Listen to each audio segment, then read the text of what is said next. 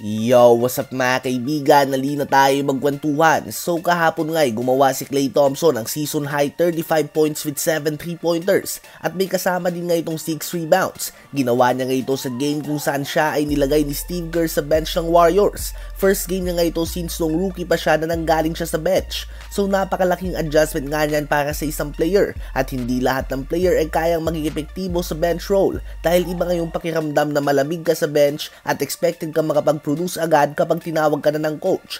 Mataas pa din naman na minuto ang nilaro niya. Ang pinagkaiba lang nga ay kapag nanggagaling siya sa bench ay siya ang number 1 option ng opensa kapag nakaupo na si Curry at Kuminga. Well, tanggap na nga ito ni Klay Thompson. Paliwanag niya sa post-game interview ay nag-usap sila ni Steve Kerr ng matino tungkol dito. Dalawa lang nga daw ang magagawa mo. Pwede kang magtampo o kaya naman magpakitang gilas. At mukhang nagawa naman daw niya yung pangalawa. Napagtanto niya nga daw na maglalaro pa din naman siya ng madaming minuto.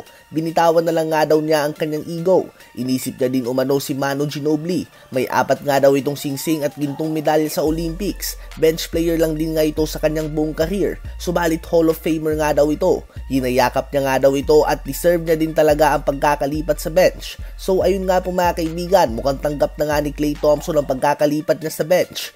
Ayon din kay Steve Kerr ay sa ngayon nga daw ay mananatili muna si Klay sa bench ng Warriors. Hindi naman ibig sabihin ay permanente na daw ito. Ngunit binibigyan nga daw sila dito ng firepower off the bench. Kayo ba mga kaibigan, sa palagay nyo ba ay dapat na manatili si Klay Thompson sa kanyang 6-man role? Si Stephen Curry naman ay binisita ang kanyang competition sa 3-point battle na si Sabrina Ionescu. Naabutan niya nga itong nag-ensayo mga kaibigan para sa kanilang tapatan. Of course, sport nga ang dalawang ito, nagyakapan pa nga sila. But don't expect them to go easy on each other. May pride nga si Curry na depensahan ng kanyang titulo bilang ang greatest shooter of all time. Habang si Sabrina naman ay may pagkakataon nga na buhatin ng mga babae at ang buong WNBA at ipakita sa lahat na deserve nila ng respeto sa larangan ng basketball.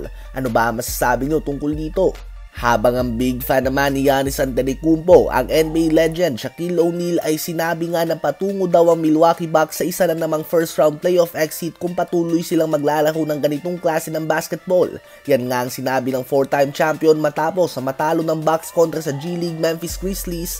Well, ang Bucks nga mga kaibigan ay number 3 ngayon sa East at kung magpapatuloy ang ganitong standings ay makakaharap nila ang number 6 seed Indiana Pacers sa first round ng playoffs. Bukod nga sa Pacers ang may number 1 offense sa buong NBA ngayon, 4 na beses din nila tinalo ang Milwaukee Bucks sa regular season if I'm not mistaken. At ginawa nga nila ito nang wala pa si Pascal Siakam sa kanilang lineup. So mukhang nagme-make sense nga talaga si Shaq mga kaibigan dahil sa ngayon ay hindi nga maabot ng Milwaukee Bucks ang expectation sa kanila. Walang mali sa nilalaro ni Giannis, ngunit si Damian Lillard nga ay ang alat ng kanyang efficiency. 29% lang nga siya sa 3 points. Mas mataas pa nga ang percentage ni Giannis ngayon kaysa sa kanya.